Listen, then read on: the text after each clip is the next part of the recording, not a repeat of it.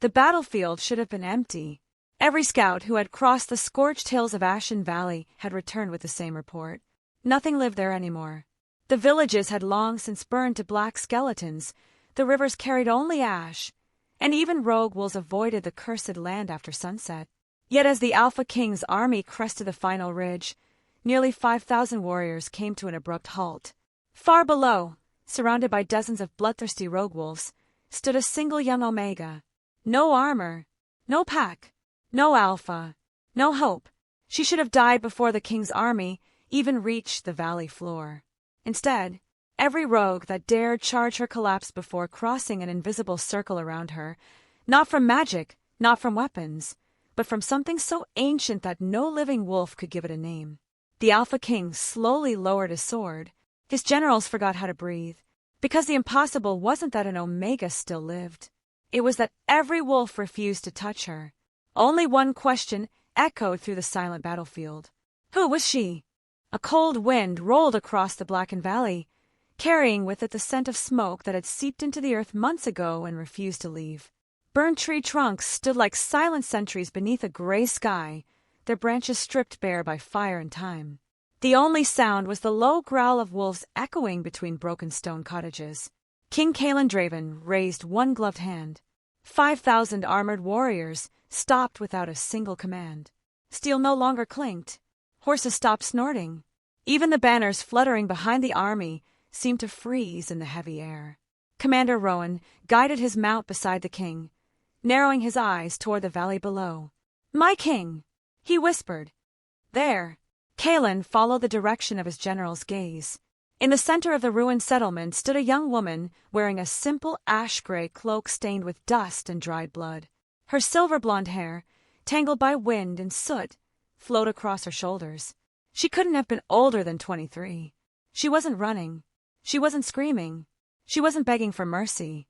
She stood perfectly still. Around her, nearly 40 rogue wolves circled like a tightening storm. "An Omega," Rowan muttered with disbelief. Several soldiers quietly nodded. No alpha scent, no warrior markings, no weapons. Just an Omega. One of the youngest scouts swallowed hard. "She's already dead." No one argued. Every wolf in the kingdom knew what rogue packs became after losing their alphas. Hunger erased reason. Blood replaced instinct. They attacked everything that moved, especially lone Omegas. Kaelin's hand drifted toward the sword at his side. Archers! Hundreds of bows rose together. Before anyone released a single arrow, the largest rogue lunged. Its massive black body exploded forward. Its jaws opened. Its claws ripped across the air. The soldiers expected the Omega to fall. Instead, the beast suddenly cried out, not from pain, from fear. It twisted violently in midair as though it had struck an invisible wall. The wolf crashed into the frozen ground several steps away, scrambling backward with its ears pinned flat against its skull. A strange silence swept through the valley. Another rogue attacked. The same thing happened. Then another, and another. Each wolf reached the same invisible boundary before collapsing into frightened retreat. None crossed it. Not one. Commander Rowan stared in open disbelief. "I've never seen anything like that." Neither had Kaelin. His wolf, the powerful beast that had ruled countless battles within him, suddenly became restless. Not aggressive, not defensive, curious. For the first time in years, Kaelin felt his wolf ignore the threat before them. Instead, it focused entirely on the girl. The Omega slowly crouched. Instead of defending herself, she reached toward the first wolf that had fallen. Its foreleg was twisted unnaturally beneath its body. The soldiers watched, horrified. "Don't!" one shouted instinctively. She ignored him. The rogue growled weakly but made no attempt to bite. Ilara gently brushed soot from the animal's injured leg. "I'm sorry," she whispered so softly that only the nearest wolves seemed able to hear. "You've been running too long." She tore a strip from her own cloak and carefully wrapped the broken limb. Not once did the beast resist. It lowered its massive head. Then, unbelievably, it rested its muzzle against her shoulder. Shock rippled through the king's army. "Impossible," Rowan breathed. Kaelin said nothing. He simply watched. The young Omega moved to another injured wolf, removing a long splinter buried deep in its side. Then another. Each wolf she touched became calmer. Not obedient. Comforted. No commands. No dominance. Only trust. A nervous captain stepped closer to the king. "My lord, should we advance?" Kalen didn't answer immediately. His sharp gray eyes never left the woman below. "No." The captain blinked. "My king, if we charge now," Kalen said quietly, "we become the threat." The words surprised even Rowan. It wasn't fear keeping the king still. It was observation. Something far older than battle was unfolding in that valley. A low rumble suddenly rolled across the mountains. Every rogue froze. Every soldier instinctively reached for a weapon. The forest beyond the ruins parted. Branches bent without breaking. Snow drifted from towering pines as something enormous stepped into the clearing. At first, many mistook it for another shadow. Then sunlight broke through the clouds. Silver shimmered like moonlit frost. The wolf was gigantic, older than any beast living in Veldorn. Its amber eyes held neither rage nor fear, only quiet wisdom. No one spoke. Ancient stories whispered during winter festivals suddenly felt terrifyingly real. Commander Rowan's face drained of color. The elder, Kalen slowly dismounted. Even from this distance, he recognized the impossible. Ash, the legendary silver wolf who had not been seen for generations.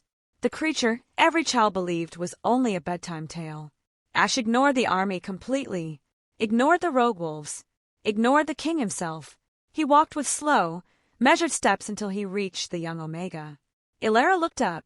There was no fear in her eyes, only gentle surprise. "So," she whispered with a tired smile, "you finally came."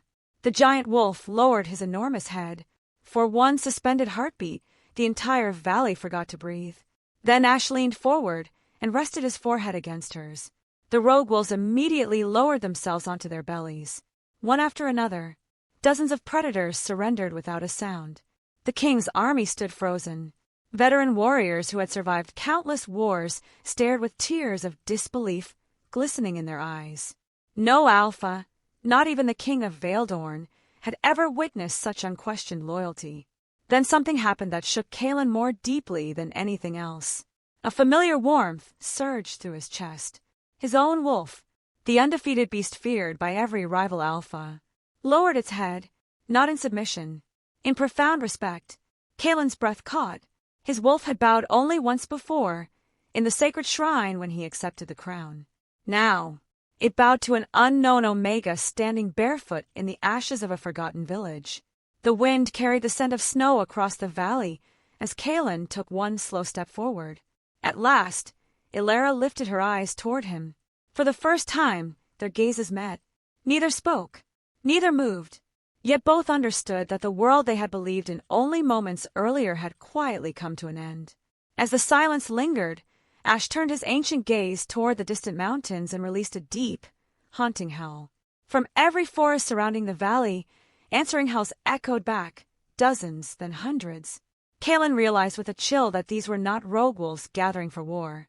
They were answering a summons, and somehow that summons had begun with the young Omega standing alone in the ashes. Ash's howl rolled across the mountains long after its echo should have faded.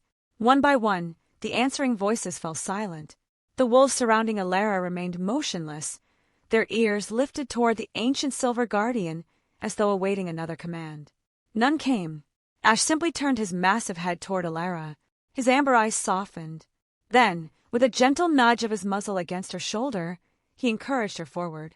The rogue wolves immediately stepped aside, not from fear, from respect. A narrow path opened through the circle. Only then did Ilara finally notice the army waiting beyond the ruins. Thousands of armored warriors, banners bearing the silver moon of Veldorn, war horses standing shoulder to shoulder. At their center, the Alpha King himself. For a heartbeat, the world became painfully quiet. Most Omegas would have lowered their eyes before a reigning Alpha. Ilara did neither. She simply looked at him with calm exhaustion, as if she lacked the strength for fear.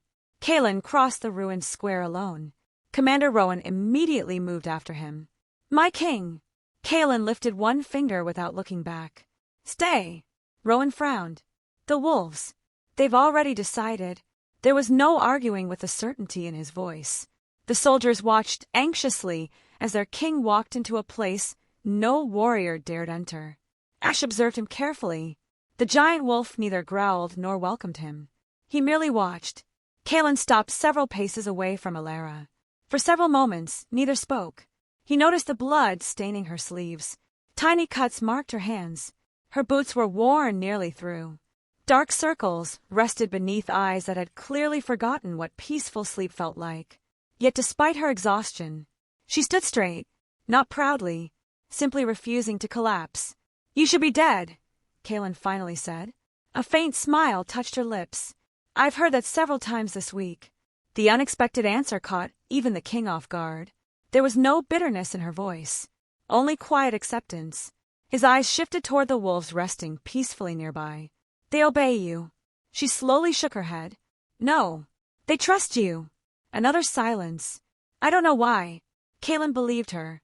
If she were seeking power, she would have claimed the opposite. Instead, she seemed almost embarrassed by the attention. Ash settled behind her like a silent mountain. The king studied the ancient wolf. Even now, the creature's gaze never wandered far from Alara. Almost protective, Kaelin drew a careful breath. "What is your name?" "Alara." "And your pack?" Her expression changed. The smallest movement, a flicker of grief. "I don't have one anymore." The words carried no anger, only emptiness. Kaelin waited. He had spent enough years leading armies to know silence often revealed more than questions. Eventually, she looked toward the ruined cottages surrounding them. "This was my home." The wind swept through broken doorways. Ash drifted across the shattered rooftops like gray snow. "I came back hoping." She stopped. Her voice refused to continue. Kaelin followed her gaze. The village wasn't merely abandoned. It had been erased, homes reduced to ash. The healer's hall burned to its foundation. Even the ancient moon shrine had been deliberately broken apart. Not raided, destroyed. Commander Rowan slowly approached, keeping one respectful eye on Ash. "My king." Kaelin turned slightly. "What did the scouts find?" Rowan hesitated. "Nothing." Kaelin frowned. "What do you mean?" "There are no bodies." Alara's head snapped toward them. "No bodies." Rowan nodded. "The village burned months ago." He looked around the empty ruins. But someone removed every victim. Her breathing quickened. "No." She stumbled toward the nearest collapsed house. "No." Dropping to her knees, she began pulling away blackened beams with trembling hands. Splinters cut her fingers. She ignored them. There has to be something. More ash. More broken stone. Nothing else. She moved to another home. Then another. Searching desperately. Every empty foundation deepened the panic growing inside her. Kaelin stepped closer. "Alara." She kept digging. "My mother kept records. Stone after stone. My father hid everything important beneath the floor. More rubble. There should be something." Ash quietly joined her. The enormous wolf lowered one massive paw against a cracked section of stone. Alara looked up. Understanding flashed across her face. Together, she and several stunned soldiers pushed aside the fractured slab. Beneath it lay a small iron chest, blackened, half melted, but intact. Rowan carefully lifted it free. The lock had already burned away. Inside rested only ashes. Nothing else. Alara stared silently. Years of memories. Gone. Her shoulders finally sagged. "I was too late." Kaelin watched without interrupting. There were no comforting words worthy of this moment. Only truth. Someone had wanted this village forgotten. Completely. Lady Seraphine arrived with several royal scholars, having ridden hard from the rear of the army. She knelt beside the chest. "May I?" Alara nodded weakly. The scholar sifted gently through the ashes until her fingers caught against something metallic. She carefully lifted a small silver object no larger than a coin. Half of it had melted. The other half still carried an unfamiliar symbol. Not the crest of any noble house. Not any royal seal. A crescent moon encircled by intertwined branches. Seraphine's face lost all color. "Impossible." Kaelin immediately noticed. "You recognize it." She hesitated. Her voice lowered. "I've only seen the symbol once." "Where?" "In a restricted archive beneath Moonstone Citadel." Rowan frowned. "What does it mean?" Seraphine slowly closed her hand around the crest. I thought it belonged to a legend. Kaelin stepped closer. What legend?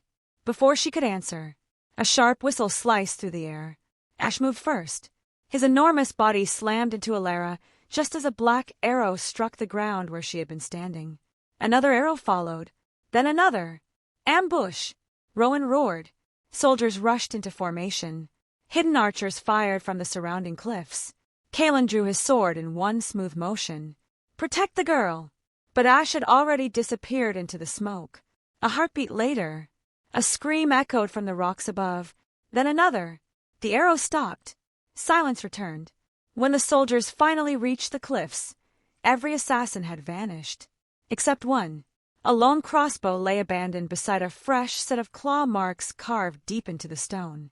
Ash emerged from the trees moments later. There wasn't a single drop of blood on his silver fur. Yet the message was unmistakable. Someone had tried to kill Alara. Someone who knew exactly where she would be. Kaelin looked toward the frightened young Omega, then toward the ancient crest resting in Seraphine's hand. The attack wasn't random.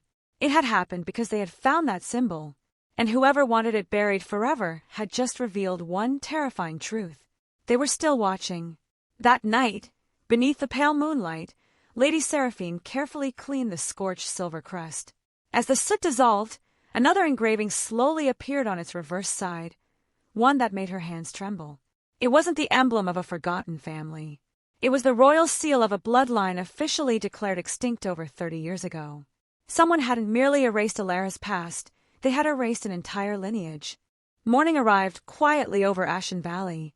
The smoke that had lingered above the ruined village for months had finally begun to drift away, revealing pale blue skies that none of the surviving soldiers could remember seeing over this cursed place. Frost clung to the shattered rooftops, sparkling beneath the rising sun as though nature itself was trying to heal wounds left by fire. Yet no one in the king's camp slept peacefully. Word had spread before dawn. The assassins had not been ordinary mercenaries. Each carried the mark of a forgotten noble house that officially no longer existed. And they had come for one person, Alara. She sat beside the remains of the old healer's cottage, quietly crushing herbs between two smooth stones. Her hands worked with practiced precision, despite the cuts that still crossed her fingers. A wounded rogue wolf rested nearby, its breathing slow but steady as she applied a fresh poultice to its shoulder. The beast watched her with complete trust. Around them, nearly 20 wild wolves lay scattered through the ruins, resting as peacefully as house dogs before a warm fire. Soldiers passed the scene in stunned silence. Not one of the wolves so much as bared a tooth. Commander Rowan stopped several paces away. Even after everything he had witnessed yesterday, the sight remained difficult to accept. "I've spent 30 years hunting rogues," he murmured. "I've buried friends because of them." His gaze remained fixed on the sleeping wolves. "I don't understand this." Without looking up, Alara smiled faintly. "They're frightened." Rowan frowned. "Frightened? They've lost their homes, too." The old commander fell silent. For the first time in decades, he looked at the wolves not as monsters, but as survivors. Elsewhere among the camp, Lady Seraphine spread dozens of brittle parchments across a wooden table inside the royal command tent. Books older than most kingdoms surrounded her. Kaelin entered quietly. She barely noticed. "I found it," she whispered. The king approached. Before her lay a faded illustration. Time had nearly erased its ink, yet one image remained unmistakably clear. A young woman standing among kneeling wolves. Above her head rested the same crescent-shaped crest recovered from Alara's village. Kaelin's expression hardened. "What is this?" Seraphine swallowed carefully. "The oldest surviving record of the Guardian line. I thought they were legends." So did everyone. She slowly opened another volume. "This text is over 600 years old." Kaelin read the faded words carved beneath the illustration. They ruled no throne. They carried no crown. Yet when wolves forgot peace, the Guardians restored it without blood. He looked back toward Seraphine. "They weren't rulers." "No, they were healers." She nodded. Healers trusted by every pack. Kaelin remained silent. That alone explained nothing. "What happened to them?" Seraphine hesitated. Her fingers slowly turned another page. This one had been violently torn. Only fragments remained. "Betrayed during the winter accord, Bloodline declared dangerous, every descendant erased. The remaining pages had been deliberately removed. Not lost. Taken. Someone had wanted history itself rewritten. Outside, Ilara wandered beyond the ruined village. Ash followed several steps behind. Neither spoke. Neither needed to. The great silver wolf occasionally nudged fallen branches aside or paused to allow her time to study broken stone markers half buried beneath moss. Eventually, they reached a forgotten clearing surrounded by towering white pines. At its center stood a circle of weathered standing stones. Each carried faded carvings almost invisible beneath centuries of snow and rain. Ilara slowly brushed one clean. Her fingers traced delicate lines carved into the ancient granite. Wolves. Trees. A woman holding both hands toward the moon. Her heart skipped. "I've seen this." Ash gently pressed his nose against another stone. She turned. This carving showed the same woman. Her face looked almost identical to her own. Ilara stepped backward. "No!" She shook her head. "It can't be." Ash simply watched. There was no surprise in his ancient eyes. Only quiet patience, as if he had been waiting for her to discover this place all along. A breeze stirred through the pines. Soft whispers seemed to dance across the clearing. Not voices. Memories. Fragments of something older than words. Suddenly, a sharp pain flashed through Ilara's temples. The forest disappeared. For one brief heartbeat, she saw another world. The standing stones were whole. Children laughed between them. Dozens of enormous wolves rested peacefully beside women wearing silver cloaks. No chains. No fear. No hierarchy. Only harmony. Then flames. Screams. Steel. Everything vanished. Ilara stumbled to her knees, gasping. Ash immediately moved beside her. His warm muzzle rested gently against her shoulder until her breathing steadied. "What happened?" Kaelin's voice echoed behind her. He had followed quietly, accompanied only by Rowan. Ilara looked toward him.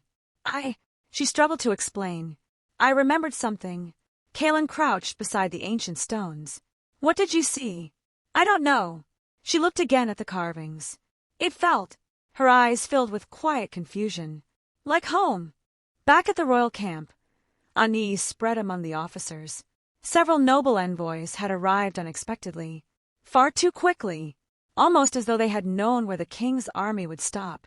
The eldest envoy bowed respectfully. "My king." Kaelin studied him. "You traveled through dangerous territory. We received troubling news." "What news?" The envoy's expression remained carefully neutral. "That you discovered a survivor." Kaelin noticed Rowan stiffen beside him. The old commander had noticed the same thing. The messenger had not asked whether rumors were true. He already knew. Someone inside the royal court was feeding information to powerful nobles. Before Kaelin could question him further, Lady Seraphine hurried into the command tent, carrying another weathered scroll. "My king!" Her voice trembled. "I found the final surviving reference." She unrolled the parchment. Across its center appeared the complete Guardian crest. Below it, written in faded silver ink, stood a single sentence. "When the elder wolf chooses again, the forgotten blood shall awaken, and the kingdom built upon lies shall face the truth." Silence filled the tent. Rowan looked toward Kaelin. Neither man spoke. Both understood the same terrifying implication. Ash had not chosen Ilara by chance. He had fulfilled a prophecy older than the kingdom itself. Outside the tent, hidden beyond the edge of the forest, a hooded rider watched the royal camp through the branches. After hearing enough, he quietly turned his horse. His destination lay north, toward Blackstone Keep, toward the estate of Duke Malric. The old duke would want this news immediately, because if the prophecy had truly begun, then the last survivor of the Guardian bloodline had to die before the next full moon. As the hooded messenger disappeared into the snow-covered forest, Ilara unknowingly uncovered one final object beneath the standing stones, a small silver pendant hidden for decades. When she closed her fingers around it, the pendant grew unexpectedly warm, and Ash lifted his head toward the distant northern mountains with a low, troubled growl. Somewhere beyond the horizon, someone powerful had just learned that the last Guardian still lived, and they were already preparing to finish what had begun 30 years before. The ride to Moonstone Citadel should have taken 3 peaceful days. Instead, Every mile felt like walking deeper into an invisible trap. Winter had settled across Vale Dorn with quiet determination. Frost silvered every pine branch, rivers carried thin sheets of ice, and distant mountains disappeared behind slow-moving clouds. Yet despite the beauty surrounding them, unease followed the royal convoy like a second shadow. Ilara rode near the center of the procession on a quiet gray mare that had somehow accepted her the moment she approached. Ash never walked beside the soldiers. He remained among the trees, appearing only when the forest opened, his silver coat flashing briefly before vanishing again. The soldiers had stopped questioning it. Some even found comfort in knowing the ancient wolf was watching. Others prayed he never looked at them. Commander Rowan guided his horse beside the king's. "We're being followed." Kaelin didn't turn. "I know. Scouts. They've disappeared." Rowan's hand tightened around his reins. "That's the third patrol." Kaelin studied the forest. Whoever shadowed them understood military formations. They never attacked, never revealed themselves. They simply watched, waiting. Late that afternoon, the convoy reached Frost Hollow, a small trading village built along the Silver River. Smoke curled peacefully from stone chimneys. Children laughed while chasing one another through fresh snow. For the first time in weeks, Ilara heard ordinary life. It almost hurt. She dismounted quietly, watching an elderly baker place warm bread into a wooden basket. The smell instantly carried her backward through memory. Her mother, standing beside an old oven, laughing because Ilara had covered herself in flour instead of helping. The memory disappeared almost as quickly as it came. She lowered her eyes. Ash emerged silently from the nearby woods and sat beside her. Without speaking, he gently leaned against her shoulder. The simple gesture steadied her breathing. "You miss them." Kaelin's voice came softly behind her. She nodded. "Every hour." The king looked toward the lively village. "My father used to say grief doesn't grow smaller." He paused. "We simply become stronger than it." Ilara glanced at him. "You still miss them." "I always will." For the first time since they met, neither saw a king or an Omega. Only two people carrying losses too heavy for words. Their quiet moment ended when horses thundered into the village square. 5 richly dressed riders, wearing crimson cloaks, dismounted before the royal banner. Every merchant immediately stepped aside. Commander Rowan's expression darkened. "Noble envoys." The eldest rider bowed with perfect courtesy. "Your Majesty." Kaelin's face revealed nothing. "Lord Cashin, my master, Duke Malric, sends his greetings." The name alone chilled the air. Even villagers lowered their voices. Malric ruled Blackstone Keep, one of the oldest noble houses in Vale Dorn. Powerful, influential, untouchable. Cashin's polite smile settled on Ilara. "So," his eyes lingered slightly too long. "The rumors were true." Kaelin stepped between them. "You've traveled far. Our duke worries for the kingdom." "How thoughtful." Cashin ignored the quiet edge beneath the king's words. "There are dangerous stories spreading among the packs." Kaelin folded his hands behind his back. "What stories?" "That an Omega commands wild wolves." No one answered. Cashin continued. "Such tales create unrest." Rowan finally spoke. "Interesting." Cashin looked toward him. "You seem remarkably well informed." The envoy smiled politely. "News travels." Kaelin watched every movement. Cashin never once asked Ilara's name. He already knew who she was. That evening, Lady Seraphine remained buried beneath stacks of ancient royal records inside Frost Hollow's monastery archive. The monks rarely welcomed outsiders, but no one refused the Alpha King. Hours passed. Dust covered every table. Most scrolls described treaties, harvests, and alpha successions. Then, Seraphine froze. Hidden between 2 damaged census ledgers rested an official royal decree. Its seal belonged to King Aldrin, Kaelin's grandfather. The document had been folded so many times its edges nearly crumbled. She carefully opened it. The first lines appeared ordinary. Then her breathing stopped. Royal Decree 417. All references to the guardian houses shall be removed from public record by unanimous agreement of the 7 noble lords. Seraphine blinked. "No." She continued reading. Remaining descendants are to be relocated for the protection of the realm. Another line followed, one written in different ink, as if added later. Should relocation fail, permanent silence is authorized. The scholar's hands began trembling. This wasn't history. It was extermination. My king! Seraphine burst into the council chamber moments later. Kaelin immediately stood. What happened? Without speaking, she placed the decree before him. Silence filled the room as he read every word. Rowan stepped closer. His weathered face slowly hardened. They signed this. Seraphine nodded. The 7 noble lords. Kaelin looked toward the signatures. 6 names had faded with time.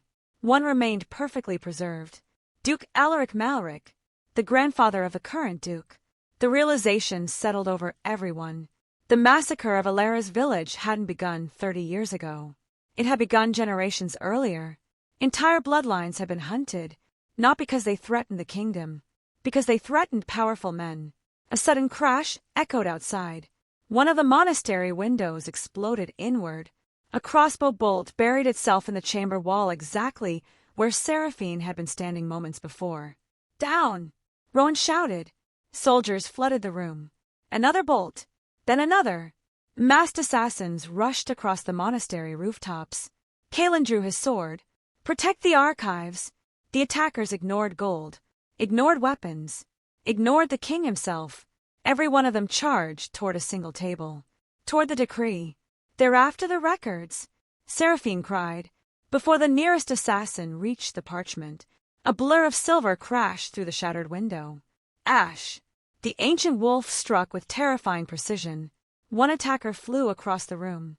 Another dropped his blade before Ash's growl alone.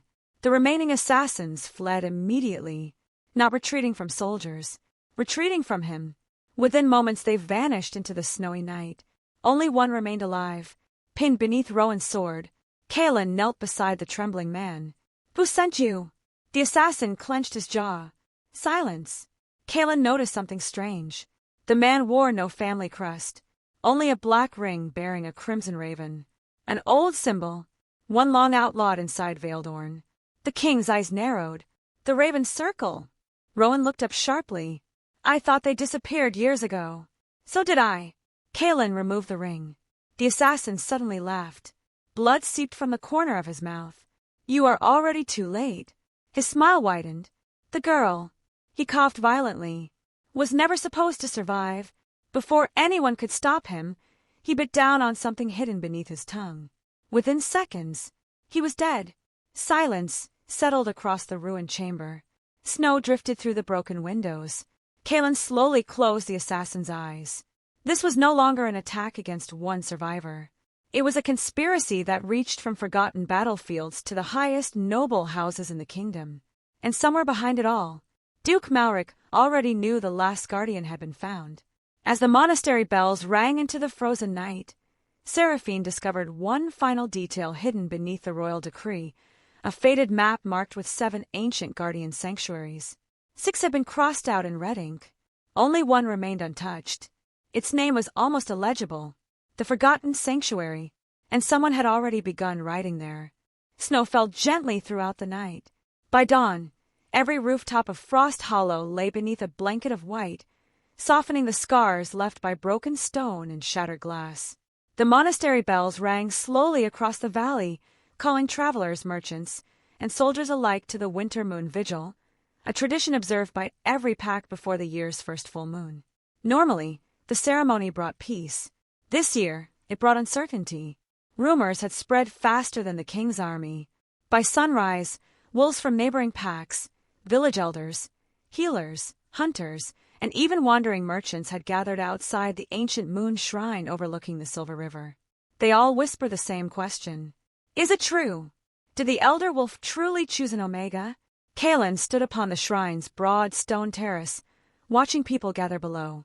The shrine had existed longer than the kingdom itself. Massive pillars carved with wolves reaching toward the moon surrounded a circular platform where every alpha traditionally renewed the moon oath before winter. Today, however, few eyes rested on the king. Every gaze searched the crowd for someone else. Commander Rowan approached quietly. There are more people arriving every minute. Kaelin nodded. And not all of them are friendly. His eyes shifted towards several noble banners fluttering at the edge of the gathering. House Thorncrest, House Blackmere, House Ironvale, families loyal to Duke Malric. They had come pretending to honor tradition. Instead, they were watching Elara, waiting for her to make one mistake. Elara remained behind the shrine, helping elderly healers prepare herbal fires for the ceremony. She had no interest in standing before crowds. She preferred grinding herbs, cleaning wounds, listening rather than speaking. One elderly Omega smiled warmly. "You work like you've done this your whole life." Elara returned the smile. "My mother believed healing began before medicine." The woman tilted her head. "What do you mean?" Elara carefully placed warm cloth around a frightened child's scraped hands. "People heal faster once they stop feeling alone." The elderly healer watched quietly. There was something strangely familiar about the young woman. Not because of her face, because of her kindness. Meanwhile, inside the shrine's council chamber, Lady Seraphine spread the newly discovered map across a heavy oak table. Kalen studied the faded markings. The forgotten sanctuary. His finger rested upon the final untouched location. No records mention it after the decree. Seraphine nodded. Because someone erased every reference. Rowan crossed his arms. If the sanctuary still exists, it may hold proof the Guardian line survived, Seraphine finished. Kalen looked toward the frosted window. Then Malric cannot reach it first. Before another word could be spoken, a deep horn echoed outside. The ceremony had begun. Hundreds gathered around the sacred stone circle. At its center burned the moonfire, a blue-white flame said never to extinguish. Pack elders stood shoulder to shoulder. Young wolves waited respectfully behind them. Children clung to their parents' cloaks. Silence gradually settled. Kalen stepped forward, as our ancestors have done for generations. His voice carried across the shrine. "We gather beneath the moon to renew our promise." Every alpha present placed one hand over their heart. "We protect the weak. We honor truth. We guard every pack." The familiar oath rolled across the crowd. Yet today, its words felt heavier. Kalen's eyes slowly found Elara standing quietly among the healers. She made no attempt to step forward, no attempt to claim attention. Exactly why everyone kept noticing her. Without warning, Ash appeared. No one had seen him approach. One heartbeat, the shrine stood empty. The next, the enormous silver wolf emerged through drifting snow. Children gasped. Several warriors instinctively reached for swords before remembering who stood before them. Ash ignored everyone. His slow footsteps echoed across the ancient stone. Straight toward Elara. She looked almost embarrassed. "Ash!" His amber eyes never left hers. The ancient wolf lowered himself onto one knee. An audible gasp swept through the crowd. No living alpha had ever witnessed the elder wolf kneel. Before anyone recovered, another wolf emerged from the surrounding forest. Then another. Then three more. Gray wolves. Black wolves. White wolves. Massive mountain wolves. Lean hunting wolves. Old scarred rogues. Young wandering wolves. From every direction they came. Not charging. Walking. Quietly. Purposefully. Within moments, more than 100 wolves surrounded the shrine.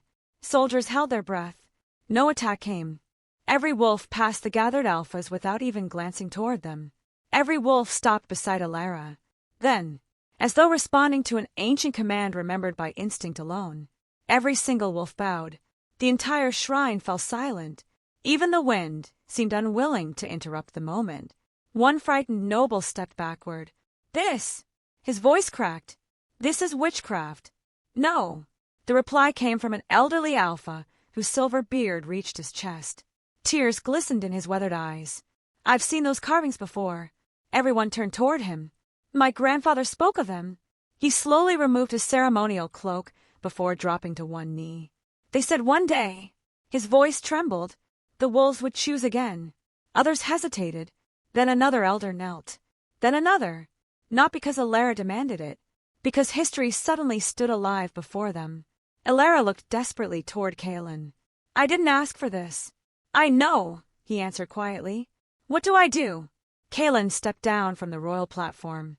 He stopped beside her instead of before her.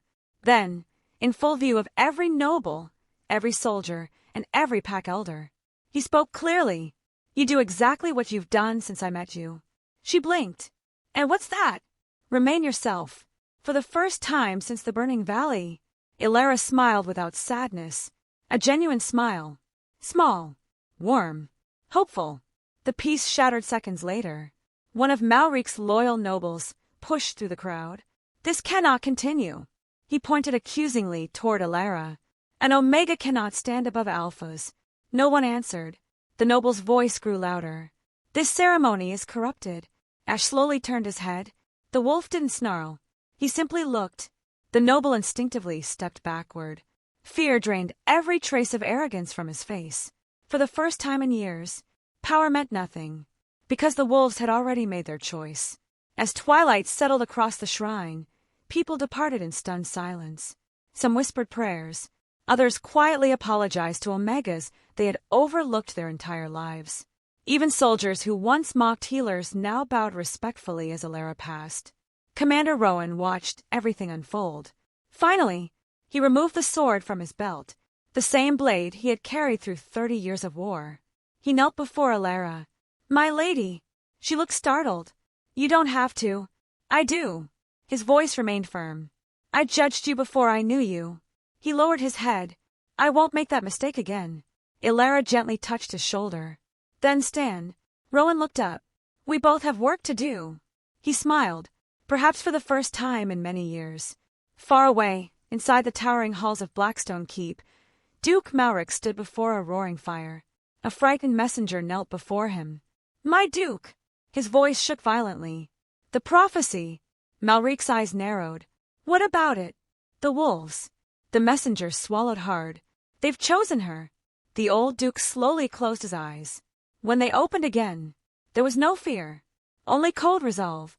"So," he murmured, "the kingdom remembers." He reached toward an ancient iron chest hidden behind the throne.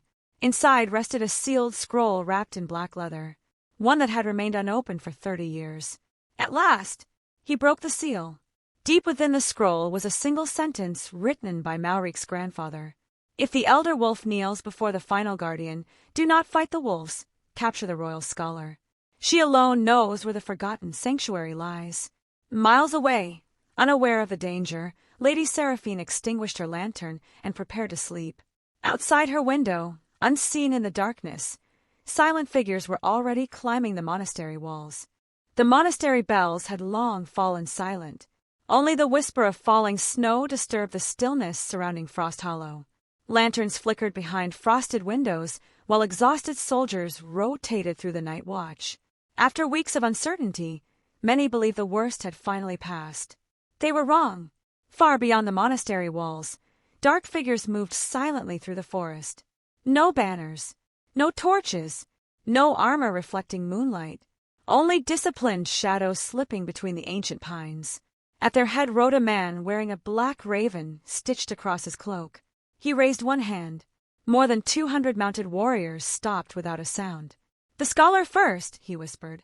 "The girl later." Around him, dozens of assassins nodded. This was never meant to be a battle. It was an execution. Inside the monastery, Lady Seraphine remained awake.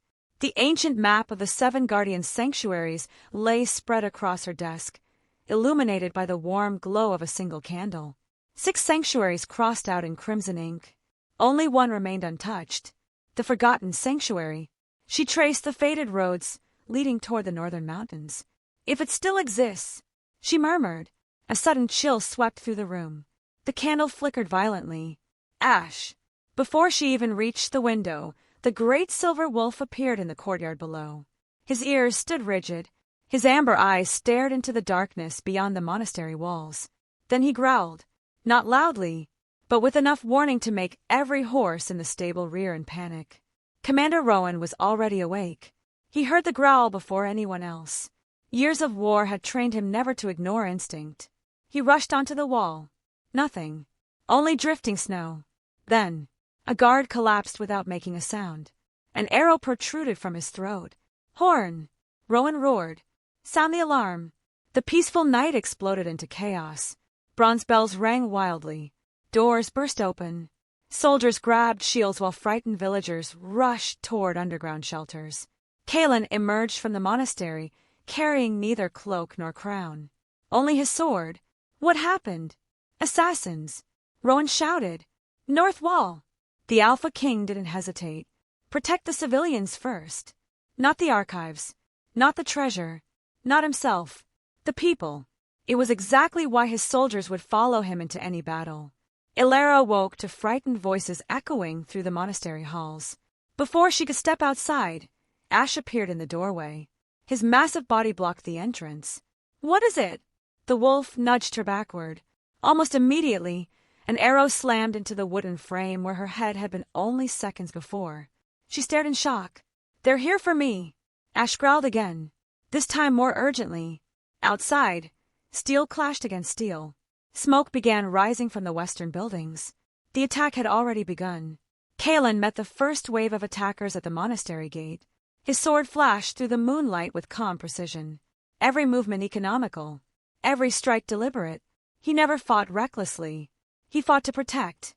Rowan battled beside him like a man half his age. Years of experience transformed every defensive movement into deadly efficiency. They're trained. Rowan shouted. Not mercenaries. Kalen parried another strike. I know. The attackers worked together. Small groups split the royal defenders apart while mounted archers targeted officers instead of ordinary soldiers. Someone had studied the king's army carefully. This wasn't desperation. It was military planning. Inside the monastery, Seraphine hurried toward the archive chamber with 2 young scribes. We have to save the records. One frightened novice hesitated. What about us? She smiled sadly. If the records die, she looked down at the ancient map. The truth dies with them. Before they reached the archive, the doors exploded inward. Masked warriors flooded the corridor. Their leader pointed directly at Seraphine. Take her alive. Across the courtyard, Ilara heard the screams. Without thinking, she ran toward them. Ash immediately followed. The corridor had become a battlefield. One wounded soldier collapsed against the wall, clutching a deep wound across his side. Ilara dropped beside him. No! She pressed both hands firmly against the injury. Stay with me. The young soldier grimaced. I'm fine. You'll live. She tore strips from her cloak and bound the wound with practiced speed. Another soldier staggered nearby. Then another. Soon the hallway became an improvised healing station. Even in the middle of battle, Ilara's first instinct wasn't to fight. It was to save lives. Several frightened Omegas joined her, watching her work, following her example. Within minutes, organized panic became organized rescue. Outside, the battle intensified. Ash suddenly lifted his head toward the forest. Another growl, different this time, calling. From every direction came answering howls. The surrounding woods awakened. Gray wolves burst through the snow, then black wolves, then white mountain wolves, not attacking the soldiers, protecting them. The royal warriors stared in disbelief as wild wolves intercepted charging assassins, driving them away from wounded civilians. Commander Rowan couldn't suppress a grin. I never thought I'd fight beside rogues. Kalen answered without looking away from the enemy. They stopped being rogues the moment they chose mercy. Meanwhile, the attackers finally reached Seraphine. She fought harder than anyone expected, using burning lantern oil, overturned shelves, and every ounce of determination she possessed. But numbers overwhelmed courage. The masked leader struck her across the shoulder. She fell. The ancient map slipped across the stone floor. The attacker picked it up. Finally, before he could escape, Ash crashed through the stained glass window. The impact shook the entire monastery. Colored glass rained across the floor like frozen stars. The assassin stumbled backward. Even he couldn't hide his fear. The silver wolf advanced slowly, deliberately. One step, then another. The leader threw the map aside and fled through the broken wall. Ash chased him into the darkness. Outside the monastery, Kalen cut down the final attacker blocking the courtyard. Silence gradually returned. Snow drifted through smoke-filled air. The battle had ended, but victory felt strangely incomplete. Rowan approached with blood staining his armor. We counted 73, enemy dead. And ours, 12. Kalen closed his eyes briefly. 12 families would receive terrible news before sunrise. Every loss mattered. Every single one. A young scout came running. My king! What is it? The attackers retreated north. Kalen nodded. Good. The scout hesitated. They took someone. Time seemed to stop. Kaelin's expression darkened. Who? The scout lowered his eyes. Lady Seraphine. Silence consumed the courtyard. Ilara's hands slowly tightened around the blood-stained cloth she had been using to treat the wounded. Ash emerged from the forest moments later. His silver fur was streaked with fresh blood, but not his own. He walked directly to Kaelin, then lowered his head. Something hung from his jaws, a torn strip of black cloth, embroidered with a crimson raven, the symbol of the Raven Circle. The king's face hardened. This had never been a raid. They hadn't come to kill. They had come to steal the one person capable of uncovering the truth. Kaelin looked toward the dark northern mountains, where Blackstone Keep waited beyond the snow. For the first time since ascending the throne, he realized the coming conflict would not be fought against rogue wolves. It would be fought against his own nobles, against men who had sworn loyalty to his crown. Civil war was no longer a possibility. It had already begun.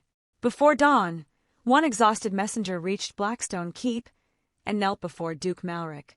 "The scholar has been taken, my lord." Malric smiled for the first time in years. "Excellent." The messenger continued nervously. "But—" The elder wolf slaughtered nearly everyone. Malric's smile slowly faded. He turned toward a locked iron door hidden beneath his castle. "So," he whispered, "if the elder has chosen to protect her personally—" He took an old iron key from around his neck.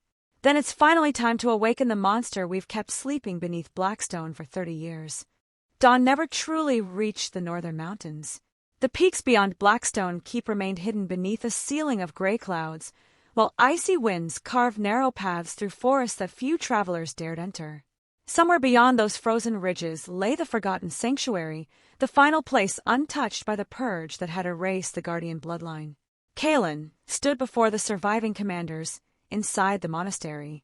No throne, no royal ceremony, only a weathered map spread across a wooden table. "The enemy has Seraphine," he said quietly. "They also believe she is the only one who can find the sanctuary."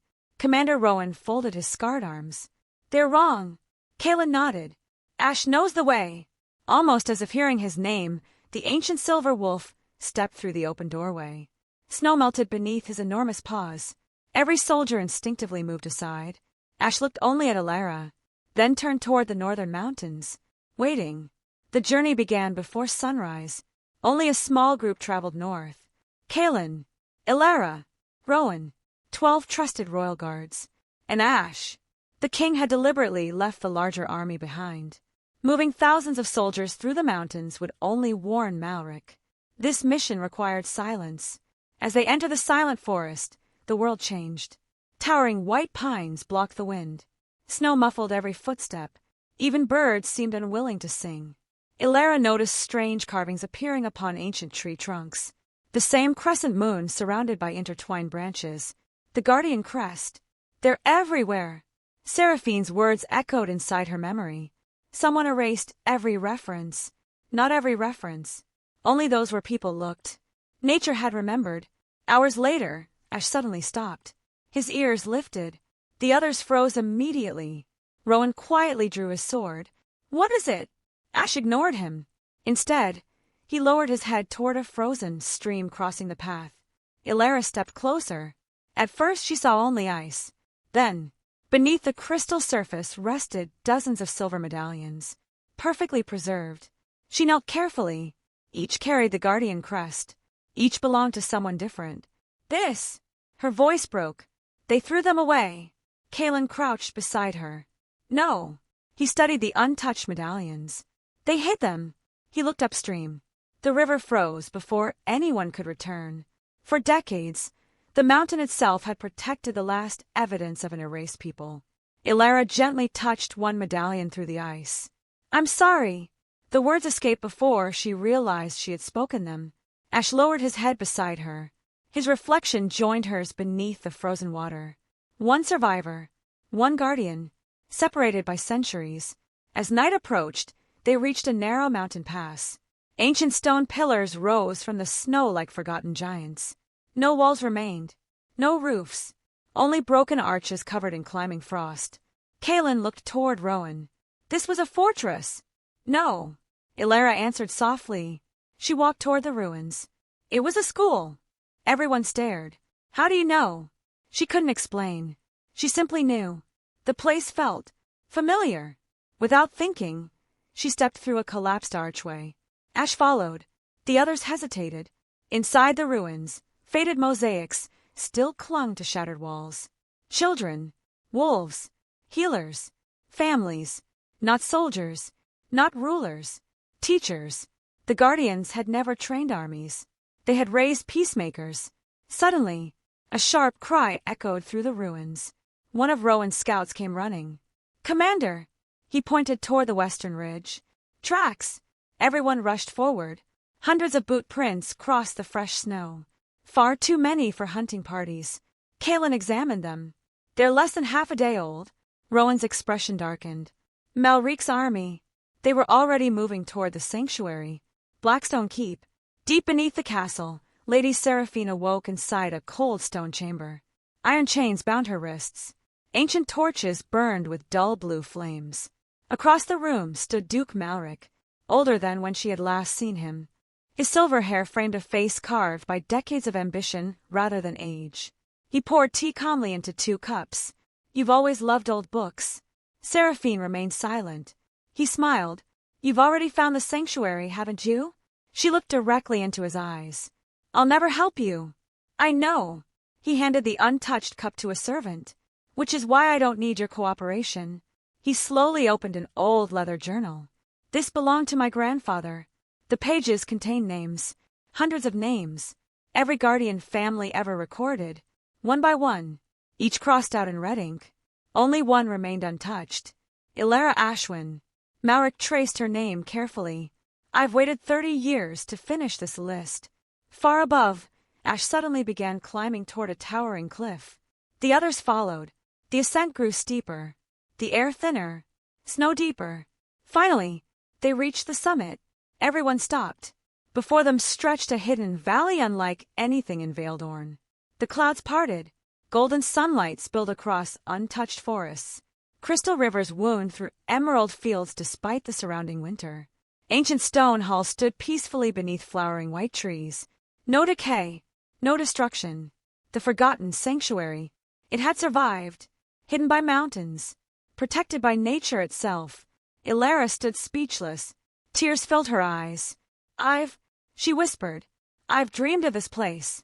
Ash walked slowly toward the entrance. Massive stone doors towered before him. Neither lock nor handle marked their surface. Only one carving. A guardian placing one hand upon a wolf's forehead. Ilara stepped forward almost instinctively. She raised one trembling hand. The moment her fingers touched the ancient stone, a deep vibration rolled through the valley. The doors began to open.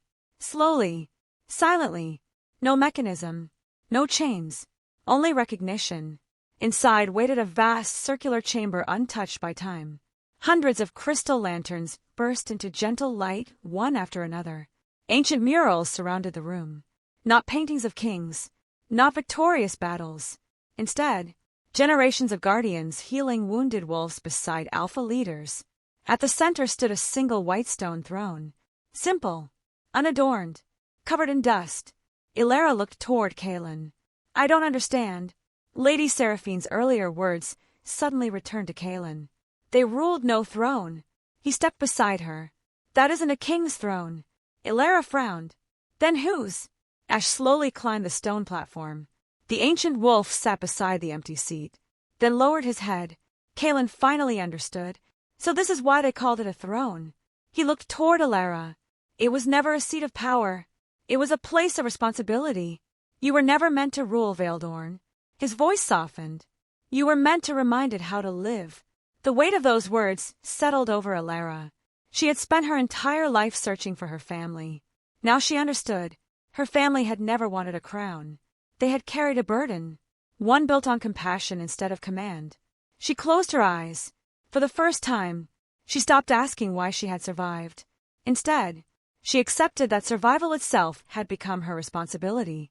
Outside the sanctuary, hidden among snow-covered cliffs, hundreds of armored soldiers quietly surrounded the valley. Black banners, bearing the crimson raven, fluttered in the mountain wind. Duke Malric had arrived, and this time, He hadn't come with assassins. He had come with an army. As Kaelin stepped onto the sanctuary walls, he looked down in disbelief. More than 10,000 soldiers now filled the valley below. At their center stood Duke Malric, calm and unmoving. Then the old Duke raised one hand. The massive iron gates of Blackstone's siege wagons opened. From the darkness inside emerged a colossal black wolf wrapped in heavy chains, its glowing amber eyes fixed on Ash. Rowan whispered in horror. Impossible. I thought the last war beast died 30 years ago. The chained beast let out a thunderous roar that echoed through every mountain, and for the first time since the story began, Ash lowered his ears, not in fear but in sorrow. The final battle for Vale Dorn had begun. The forgotten sanctuary had remained hidden for centuries. Now, beneath a steel-gray sky, it had become the heart of the greatest battlefield Vale Dorn had ever witnessed. Snow drifted across the valley in slow, silent waves, settling over thousands of armored soldiers standing beneath Duke Malric's black banners. Spears gleamed like a frozen forest. War drums echoed against the mountains, their deep rhythm shaking loose snow from the towering cliffs. At the center of the enemy army stood the old Duke. His silver cloak stirred gently in the wind. Behind him, enormous iron chains rattled as the colossal black wolf stepped forward. Its body was scarred from countless battles. Heavy shackles bit into its neck and legs. Ancient runes had been carved into the iron itself, glowing faintly with a crimson light that pulsed with every painful breath the creature took. The wolf did not roar from rage. It roared from suffering. Ilara's heart tightened. He's hurting. Commander Rowan looked at her in disbelief. Hurting. Not angry. She shook her head slowly. They've been hurting him for years. Ash stood silently upon the sanctuary steps. For the first time since Kaelin had met the ancient guardian, sadness, not strength, filled the old wolf's amber eyes. Kaelin understood. The beast below was not Ash's enemy. It had once been his brother. Duke Malric rode, several paces ahead of his army. His voice carried effortlessly across the valley. Alpha King Kaelin. Kaelin stepped onto the sanctuary's stone platform. I am here. You shelter a traitor. I shelter the truth. Malric smiled faintly. There is little difference. He turned toward the thousands of warriors standing behind him. For centuries, the Guardian bloodline manipulated wolves beyond the authority of every alpha. His voice grew louder. They threatened order. They threatened peace. They threatened the kingdom itself. Many soldiers shifted uneasily. Those lies had been repeated for generations. Some still believed them. Malric pointed toward Ilara. Hand her over, and I shall spare the sanctuary. Kaelin never looked away from him. No. The answer came without hesitation. No bargains. No surrender. No more lies. A cold silence settled over the valley. Then Malric slowly lowered his hand. The war drum stopped. The chained black wolf gave one thunderous roar. Thousands of enemy soldiers charged. The final battle had begun. Kaelin drew his sword. For Vale Dorn! The royal guards answered with a single united cry. Steel crashed against steel. Snow exploded beneath charging warriors. Arrows darkened the sky before disappearing into shields raised like silver walls. Commander Rowan met the first enemy line with astonishing force. Even after decades of war, he moved with disciplined precision, protecting younger soldiers while steadily advancing uphill. This way! He shouted. Hold the western ridge. Royal warriors immediately obeyed, not because they feared him, because they trusted him. Meanwhile, Ilara remained inside the sanctuary, not hiding, healing. The great circular hall quickly transformed into a refuge for the wounded. Omegas from nearby villages, inspired by her example, rushed through the ancient chambers carrying herbs, clean water, and blankets. One frightened young healer looked toward Ilara. There are too many. Ilara gently placed a hand upon her shoulder. Then we helped the next one. The girl's panic slowly faded. Around them, fear became purpose, exactly as Ilara's mother had once taught her. Outside, Ash faced the chained war beast. Neither attacked. Both simply stood beneath the falling snow. The great black wolf strained against its chains. Its amber eyes remained fixed upon Ash, not with hatred, with recognition. Ash took one careful step forward. The war beast answered with a quiet whine, so soft that only Alara heard it from the sanctuary entrance. "They know each other," she whispered. The realization struck her with heartbreaking clarity. The beast had not been born a monster. Someone had made him one. Deep within the battle, Kaelin finally reached Duke Malric. Their swords met with a sharp metallic crack. The old duke fought surprisingly well. Years of political power had not dulled his skill. "You still believe honor wins wars?" Malric sneered. Kaelin blocked another strike. "No." He pushed the duke backward. "I believe truth survives them." Malric laughed bitterly. "Truth?" He swung harder. "Truth is whatever history remembers." Kaelin's voice remained calm. "Then today," their blades locked together. "History begins remembering again." At that very moment, inside the sanctuary, Alara noticed something hidden beneath the white stone throne. An ancient crystal rested within a carved basin. As sunlight passed through the sanctuary roof, the crystal awakened. Soft silver light spread across the chamber. The surrounding murals shimmered. Then, images appeared above them. Not paintings, memories. The sanctuary itself had preserved the past. Everyone stopped moving. Outside, soldiers looked upward as enormous visions filled the sky. They watched guardians healing wounded alphas, guardian children rescuing abandoned wolf pups, guardian healers standing between rival armies to stop needless slaughter. Then, the final memory appeared, Duke Malric's grandfather, alongside 6 noble lords, ordering villages burned, families executed, children hunted. Every crime the conspirators had hidden for 30 years unfolded before thousands of witnesses. Silence spread across the battlefield. Swords slowly lowered. Even Malric stared upward in horror. "No!" His voice cracked. "No!" He swung wildly at Kaelin. "You cannot let them see." But it was too late. The sanctuary itself had become a witness, and witnesses could not be silenced. Across the valley, enemy soldiers began stepping away from their commanders. Some removed the crimson raven from their armor. Others dropped their weapons into the snow. An elderly captain looked toward Malric with tears filling his eyes. "My son!" His voice trembled. "You told me rogues killed my son." The crystal showed otherwise. The boy had died protecting fleeing guardian children. The captain slowly turned away from his duke, then knelt before Kaelin. One by one, others followed, not to a king, to the truth. Enraged beyond reason, Malric reached for a hidden dagger and sprinted toward Alara. "If the bloodline dies," he screamed, "the truth dies with it." Kaelin tried to intercept him. Too far. Rowan shouted a warning. Too late. Only Ash moved fast enough. The ancient silver wolf leaped between them. But before Malric's blade could strike, the chained war beast lunged. With one tremendous pull, the massive creature shattered the enchanted chains that had bound him for decades. Instead of attacking Alara, he threw himself between her and the Duke. Malric's dagger pierced the beast's shoulder. The giant wolf roared, not in pain but in defiance.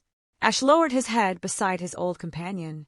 For one long, silent heartbeat, the 2 ancient guardians stood together again, united after 30 years. The war beast looked toward Alara. His fierce amber eyes softened. Then, with the last of his strength, he gently bowed his head. Every wolf in the valley answered. Hundreds, then thousands. A sea of wolves lowered themselves before the young Omega.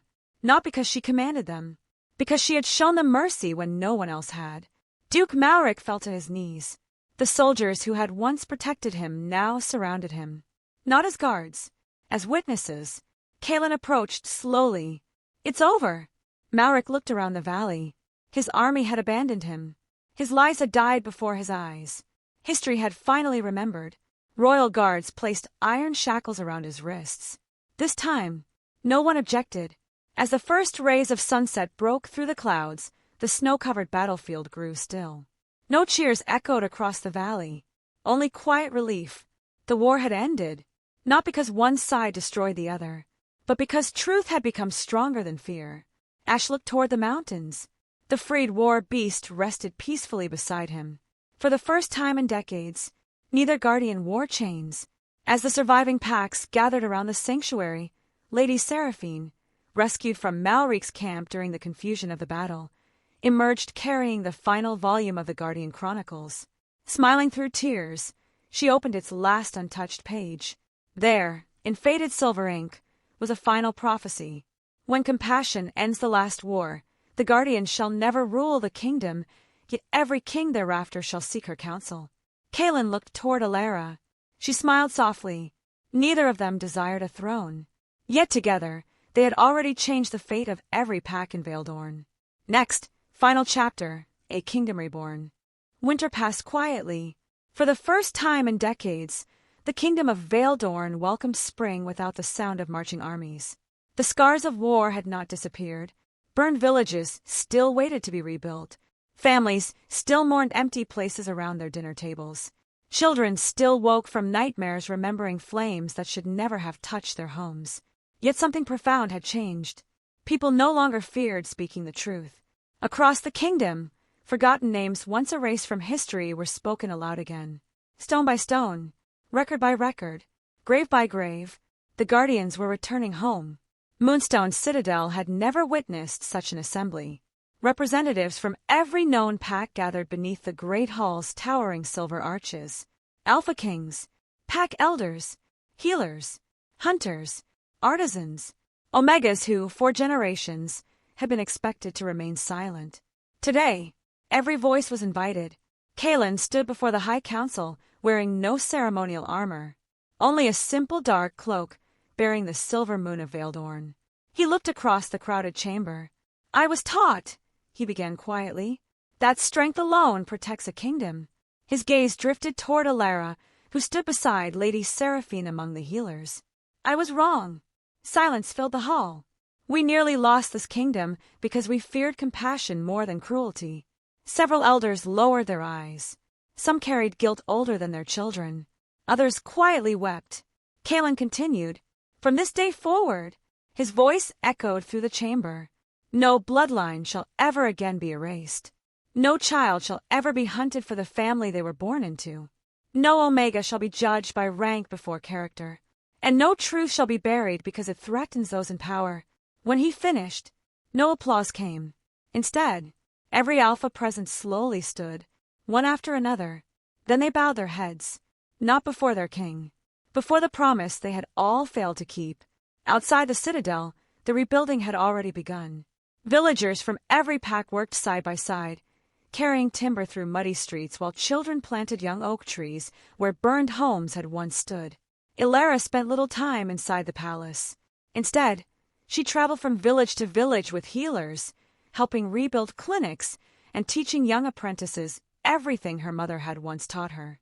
She never introduced herself by title, never reminded anyone who she was. Most people simply knew her as the woman the wolves trusted, and somehow that meant more than any crown. One afternoon, while helping repair an old healer's cottage near Silver River, Alara noticed a frightened little boy hiding behind a broken fence. He clutched a tiny white wolf pup against his chest.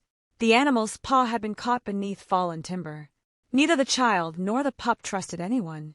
Alara crouched several steps away. "You don't have to come to me." The boy stared silently. "I'll wait." Several long moments passed. Finally, the child approached. She gently lifted the splintered wood from the pup's leg and carefully wrapped the injury. The tiny wolf licked her hand. The little boy smiled for the first time. "My father said wolves only follow strong people."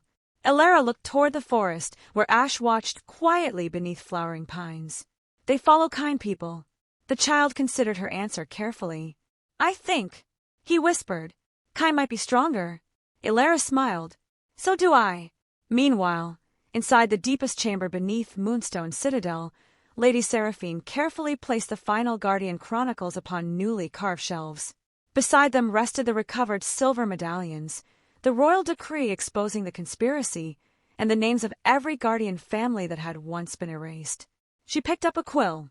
Beneath the final page she wrote, "History survives only when someone chooses to remember." Then she gently closed the book. This time, no one would ever hide it again. Weeks later, Valedorn gathered once more. Not for war, not for mourning, for Remembrance Night. Thousands filled the royal square carrying white lanterns. Children read aloud the names of forgotten villages. Old soldiers apologized publicly to families they had unknowingly wronged. Former enemies embraced. No victory parade marched through the streets, because no one wished to celebrate war. They celebrated peace instead. As twilight deepened, Kalen quietly slipped away from the festivities. He found Alara standing alone beside the memorial garden overlooking the valley. Hundreds of tiny lanterns floated gently across the river below. Neither spoke immediately. Comfortable silence had become one of the rarest gifts they shared. Finally, Kalen smiled. "You've been avoiding the palace." She laughed softly. "I've been avoiding paperwork." "I can't blame you." Another peaceful silence settled between them. Then Kalen reached into his cloak. Not for a royal decree. Not for a jeweled crown. Only for a small wooden box. Inside rested the silver pendant Alara had discovered beneath the standing stones. Restored. Polished. Its broken edges carefully repaired. "I had the royal craftsman preserve it." He handed it to her. "It belongs with you." Alara gently traced the ancient guardian crest. "I don't know how to thank you." "You already have." She looked at him, puzzled. "You reminded me what kind of king I wanted to become." Those simple words carried more weight than any declaration of love. She stepped closer. "So," she asked gently, "what kind of king is that?" Kalen looked toward the valley, where wolves and children now played together without fear. "The kind who listens, and who remembers." Alara smiled. "I could walk beside a king like that." His eyes met hers, not as ruler and subject, not as Alpha and Omega, only as two souls who had survived enough darkness to finally choose light.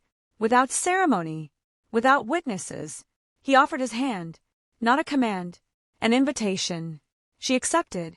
Their fingers intertwined naturally. No prophecy demanded it. No ancient law declared it. Love had simply arrived after trust had quietly grown strong enough to carry it. A soft rustle came from the nearby forest. Ash stepped into the moonlight. The ancient silver wolf looked healthier than he had in years. Beside him walked the great black guardian, his scars slowly fading now that his chains were gone. Neither approached. They merely watched. Ash lifted his head toward the moon. One long, peaceful howl echoed across the valley. From every forest in Veildorn came the answer. Hundreds of wolves, not calling for battle, calling for home. The black guardian joined the song. For the first time in 30 years, his voice carried no pain, only freedom. The first snow of the following winter arrived early. Children laughed through the streets of the capital as wolves wandered freely beside them.